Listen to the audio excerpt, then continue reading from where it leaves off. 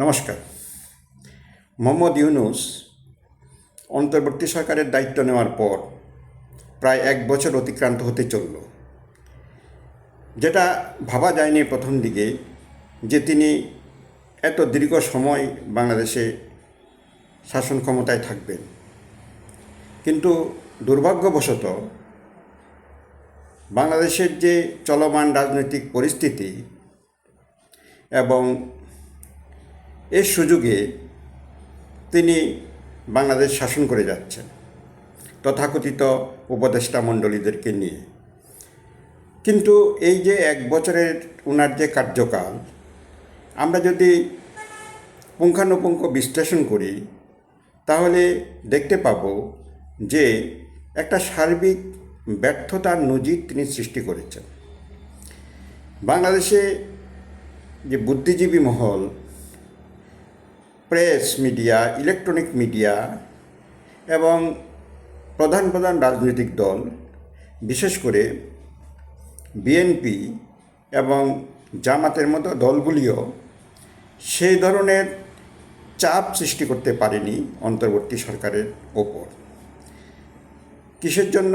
যে একটা সর্বজনগ্রাহ্য একটা নির্বাচন করানোর জন্য সে ধরনের কোনো প্রেশার ক্রিয়েট করতে পারেননি। এখানে একটা ব্যাপার লক্ষণীয় যে আমরা দেখেছি 5ই আগস্টের পর থেকে প্রচুর সংখ্যক যে সমাজবিরোধী দাগী আসামি, রাজনৈতিক বন্দী, তাদেরকে জেল থেকে মুক্ত করে দেওয়া হয়েছিল এবং অনেক মামলা থেকেও খালাস করে দেওয়া হয়েছিল।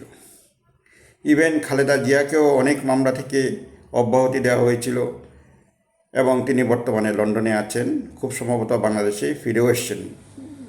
আমার কাছে সেরকম তথ্য নেই।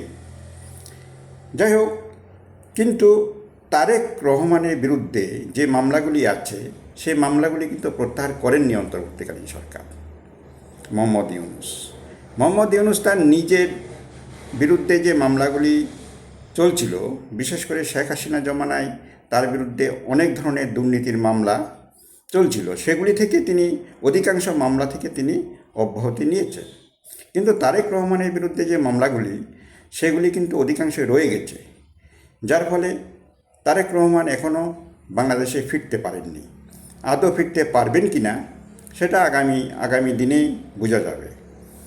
তো বাংলাদেশের যে বিএনপির মতো একটা গণতান্ত্রিক দল, যারা দাবি করে যে তাদের প্রচুর জনসমর্থন আছে, কিন্তু তারা যে অন্তর্বর্তীকালীন সরকারের ওপর নির্বাচনের জন্য চাপ দেওয়ার মতো যে পরিস্থিতি, সেটা তারা সৃষ্টি করতে পারেননি। অর্থাৎ অন্যভাবে বলতে গেলে সামগ্রিক যে রাজনৈতিক দলগুলির যে কার্যকলাপ, সেটা কোথায় যেন সেটা একটা মানে ছন্দপতন লক্ষ্য করা যাচ্ছে। কেননা এই যে অন্তর্বর্তীকালীন সরকারের সময়কালে সব গণতান্ত্রিক শক্তিগুলিকে এককাট্টা করে তবে এগিয়ে যেতে হবে মোহাম্মদ ইউনূসকে চাপ দেওয়ার জন্য যে অন্তর্বর্তীকালীন সরকার যেন অতি দ্রুত নির্বাচন সম্পন্ন করে। কিন্তু সে ধরনের কোনো কৌশলগত কোনো চাপ তারা প্রয়োগ করতে পারেননি। এখানে আওয়ামী লীগের যদিও দলটিকে নিষিদ্ধ ঘোষণা করেছে, তার কার্যক্রম নিষিদ্ধ করা হয়েছে বাংলাদেশে, তো সেটা এখন নিষিদ্ধ দল হিসাবে স্বীকৃত। কিন্তু আওয়ামী লীগের অনুপস্থিতি একটা রাজনৈতিক ময়দানে যে একটা শূন্যতা বিরাজ করছে, সেটা একটা লক্ষণীয়। কেননা আওয়ামী লীগের মতো দলকে বাইরে রেখে নির্বাচনে যাওয়া একটা মূর্খতার শামিল হবে মোহাম্মদ ইউনূসে। কেননা এখনও বিভিন্ন যে বেসরকারি জনমত সমীক্ষা আমরা দেখেছি, যদিও এর সত্যতা কতটা আছে সেটা যাচাই করা হয়নি, কিন্তু অধিকাংশ জনমত সমীক্ষায় বলা হচ্ছে যে আওয়ামী লীগের সংখ্যাগরিষ্ঠতা এখনও প্রচুর পরিমাণে আছে এবং সেটা সংখ্যাগরিষ্ঠতায় প্রায় 1 নম্বর দল হিসাবে এখনও বাংলাদেশে আছে, এবং দ্বিতীয় পজিশনে আছে বিএনপি, তৃতীয় জামাত ইত্যাদি অন্যান্য রাজনৈতিক দলগুলি। আর ছাত্ররা যে দল প্রতিষ্ঠা করেছে এনসিপি, তার জনসমর্থন খুব কম এবং তাদের কার্যক্রমও সেরকমভাবে লক্ষ্য করা যাচ্ছে না। যদিও সম্প্রতি তারা গোপালগঞ্জে গিয়েছিল, কিন্তু সেখান থেকে তারা তাড়া খেয়ে আর্মি প্রহরায় তারা ফিরে এসছেন, সভা করতে পারেননি। তো বাংলাদেশের যে এই 1 বছরে যে চরম অরাজকতার পরিস্থিতির সৃষ্টি হয়েছিল, এর মধ্যে যে সবচেয়ে বড় দুর্ভাগ্যজনক ঘটনাটি ঘটেছে সেটা হচ্ছে 32 ধানমন্ডি যে ঐতিহাসিক স্থাপনা, যেটা শেখ মুজিবুর রহমানের বাড়ি মিউজিয়াম, সেটাকে ধ্বংসস্তূপে পরিণত করা হয়েছে এবং পাকিস্তানের স্লোগান দেওয়া হচ্ছে সারা বাংলাদেশ ব্যাপী। এই যে রাজাকার, যেটা যে সময় যখন বাংলাদেশ লিবারেশন মুভমেন্ট চলছিল, তখন যে শব্দটা সবচেয়ে বেশি ব্যবহার করা হয়েছিল যে রাজাকার, অর্থাৎ যারা লিবারেশনের বিরোধিতা করেছিল তাদেরকে বলা হতো রাজাকার। সে এখনও বাংলাদেশে প্রচুর পরিমাণে রাজাকারদের যে উৎপাত এবং সর্বত্র পাকিস্তানপন্থী যে স্লোগান বাংলাদেশে উঠছে সব দিক থেকে, সেটা থেকে স্পষ্ট প্রতীয়মান যে বাংলাদেশে যে গণতান্ত্রিক শুভবুদ্ধিসম্পন্ন নাগরিকরা এখনও মাঠে ময়দানে তাদের বিরুদ্ধে নামতে পারেননি, এবং আদৌ নামতে পারবেন কি না সেটা যথেষ্ট সন্দেহ আছে।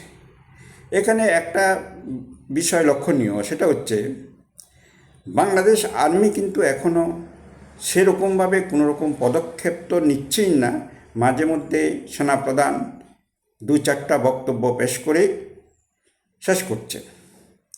কেননা বাংলাদেশ এবং পাকিস্তানের মতো যে রাষ্ট্রগুলি আছে, যেখানে সেনাবাহিনী প্রতিনিয়ত রাজনীতিতে হস্তক্ষেপ করে, যেটা তাদের ট্রেডিশন আছে, বাংলাদেশেও আছে, পাকিস্তানেও আছে, কিন্তু এই পরিস্থিতিতে সেনাবাহিনী যদি হস্তক্ষেপ না করে, বিশেষ করে মোহাম্মদ ইউনূসের ওপর যদি চাপ সৃষ্টি না করে জাতীয় নির্বাচনের জন্য, তাহলে কিন্তু মোহাম্মদ ইউনূস আগামী মার্চ এপ্রিল মের কথা বলছেন উনি, আগামী বছরের 2026-এর, কিন্তু আদৌ তিনি করবেন কি না এ ব্যাপারে যথেষ্ট সন্দেহ আছে, এবং তথ্যবিজ্ঞ মহল এখনও যথেষ্ট সন্দেহ প্রকাশ করছে।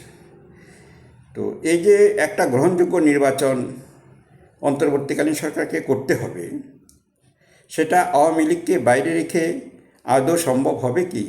কিছুতে সম্ভব হবে না।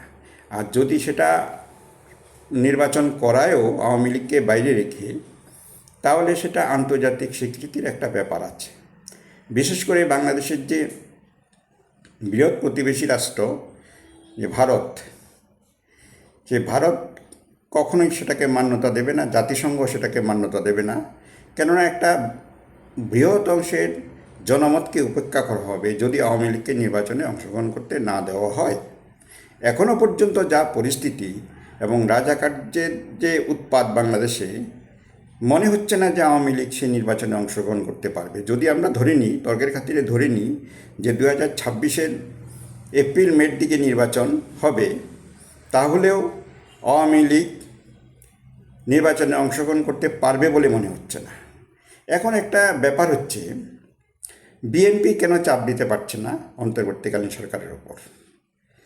কেন সে ধরনের পরিস্থিতি সৃষ্টি করতে পারছে না যে নির্বাচনে যাও, নির্বাচন সুসম্পন্ন করো, গণতান্ত্রিকভাবে নির্বাচিত সরকারের কাছে দায়িত্ব অর্পণ করো?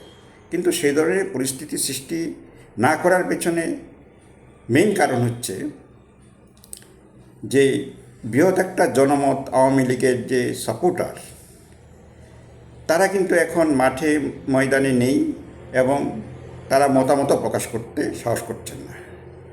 এখন বিএনপি এবং জামাতের মধ্যেও দূরত্ব ক্রমশ বাড়ছে, এবং বিএনপির বিরুদ্ধে যেসব অভিযোগ শোনা যাচ্ছে যে চাঁদাবাজি বাংলাদেশে বিভিন্ন প্রান্তে তারা শুরু করেছে, রিসেন্টলি বিভিন্ন সমীক্ষায়ও দেখা গেছে যে বিএনপির জনসমর্থন দ্রুত নামছে এই চাঁদাবাজির জন্য, তোলাবাজির জন্য।